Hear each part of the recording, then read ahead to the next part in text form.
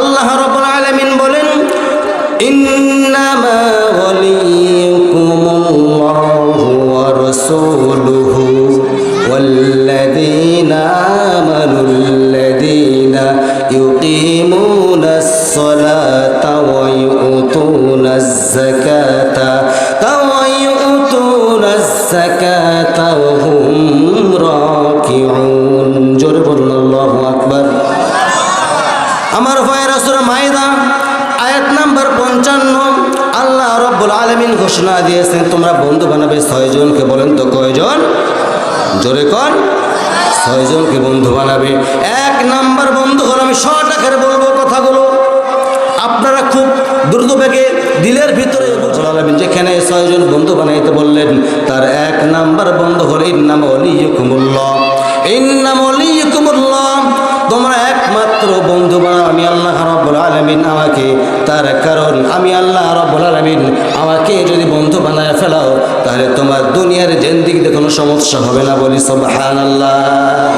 কি জন্য আমি আল্লাহ রাব্বুল আলামিনকে বন্ধু বানাবো? আমার ভাইয়েরা, আমাদের সবাইকে কবরে যাইতে হবে কি হবে না? বলেন, আসতে কবেন না? কবরে যাইতে লওয়া লাগবে কি লাগবে না? সবাইকে কবরে যাইতে হবে। প্রথম প্রশ্ন আমাকে যখন করবে মান রব্বুক, আমাকে কি বলতে হবে? রব্বি। রব্বি না বলতে পারলে কি বলবেন? রব্বি আল্লাহ। আমাকে আপনাকে বলতে হবে রব্বি আল্লাহ। যখন আপনি আমি রব্বি আল্লাহ বলে ফেলবো, শুধু রব্বি আল্লাহ, রব মানে আল্লাহই নয়, রবের ব্যাখ্যা অসংখ্য ব্যাখ্যা আছে, আইনদাতা আছে। এইদিকে কানগুলো দেন, এইদিকে দেন, আমার দিকে দেখেন, সময় নেব না বেশি আপনাদের মাঝে।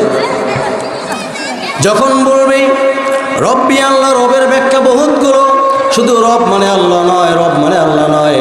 আল্লাহর ব্যাখ্যা হচ্ছে তোমার আইনদাতাকে, তোমার রিজিক দাতাকে, তোমার সৃষ্টিকর্তাকে, তোমার লালনকর্তাকে, তোমার পালনকর্তাকে, অল এভরিথিং এর মালিকানা দিনকে।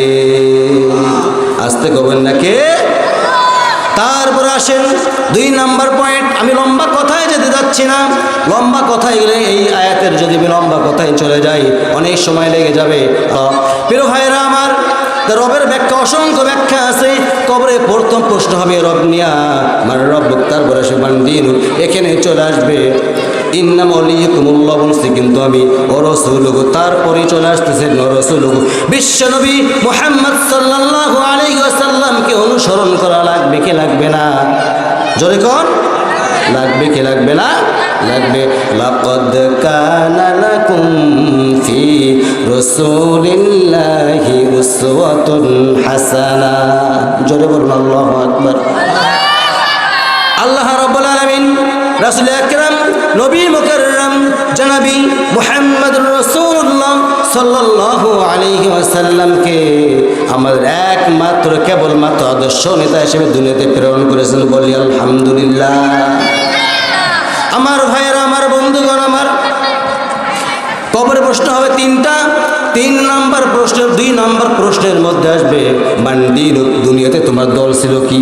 কি বলবেন? হুক্কা মার্কা আছে না নাই?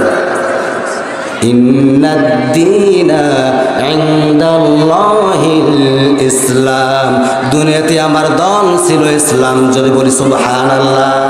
বলতে পারলে ভালো, না বলতে পারলে আরো ভালো, ঠিক কিনা ভাই? আমি খারাপ বললাম? প্রিয় ভাইরা আমার, আমার বন্ধুগণ, ও রাসূলুহু গেল শর্ট আকারে, কিন্তু ও রাসূল কি জন্য আমি রাসূলকে অনুসরণ করব, অনুকরণ করব, সেটা আমাদের জানার দরকার আছে না নাই? জোরে বলবেন, আসতে কবেন না, জোরে কর। আমাদের জানার দরকার আছে না নাই? প্রিয় ভাইরা আমার, বিশ্ব নবীকে আমরা এই জন্য বন্ধু বানাবো, এই জন্য বন্ধু বানাবো যে মুহাম্মদুর রাসূলুল্লাহ আমাদের নেতা হবেন কাল কিয়ামতের কঠিন ময়দানে, যিনি আমাকে সুপারিশ করে জান্নাত পর্যন্ত পৌঁছায়া দেবে। প্রিয় ভাইরা আমার, আমার বন্ধুগণ, আল্লাহ রাসূল সাল্লাল্লাহু আলাইহি ওয়াসাল্লাম বিশ্ব নবী, মানবতার মহান শিক্ষক রাসূল করিম সাল্লাল্লাহু আলাইহি ওয়াসাল্লাম একদিন সাহাবায়ে কেরামদের মাঝে বলতেছেন, ও সাহাবীরা, কাল কিয়ামতের কঠিন ময়দানে যদি সবাই তো ক্ষতিগ্রস্তের মধ্যে থাকবে, যারা শুধু জান্নাতি ব্যক্তি ব্যতীত, তোমরা খুঁজবে 3টা জায়গার, যে কোনো একটা জায়গার মধ্যে খুঁজে দেবে। কয়টা জায়গায়? 3টা জায়গা, যে কোনো একটা জায়গায় খুঁজে নেবে। কোন কোন জায়গার মধ্যে খুঁজবো হুজুর? সাহাবা একরাম বললেন, ইয়া রাসূলুল্লাহি, ইয়া হাবিবাল্লাহি, কোন কোন জায়গার মধ্যে আমরা খুঁজে নেব হুজুর? আপনি বলে দেন। আমার নবীজি বললেন, তোমরা আমাকে সর্বপ্রথম খুঁজবে হাসরের ময়দানে। হাসরের ময়দানেও যদি তোমরা আমাকে না পাও, তোমরা আমাকে খুঁজবে ফুলসিরাতের মধ্যে। ফুলসিরাতের মধ্যেও যদি তোমরা আমাকে না পাও, তোমরা আমাকে অবশ্যই অবশ্যই খুঁজে পাবে হাউজে কাউসারে। বলি সুবহানাল্লাহ। কারণ হাউজে কাউসার কাউকে দেওয়া হয় নাই, আমি রাসূল, আমাকে হাউজে কাউসার দেওয়া হয়েছে। সুবহানাল্লাহ বলবেন না?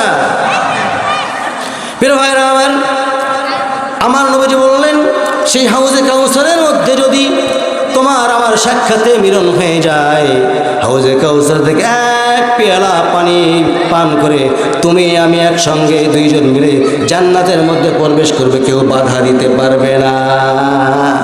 সুবহানাল্লাহ। জান্নাতে যেতে চান সবাই? নামাজ না পড়া, নামাজ পড়ি তো 5 ওয়াক্ত, ভাই নামাজ পড়ি তো। তারপরে বলবে কি, মান হাদার রাজুল, বিশ্ব নবী, মানবতার মহান শিক্ষক রাসূল কারীম সাল্লাল্লাহু আলাইহি ওয়াসাল্লামের ছবিটা আপনার আমার সামনে ডিসপ্লে করা হবে। বলবে, এই লোকটাকে তোমরা চেনো নাকি?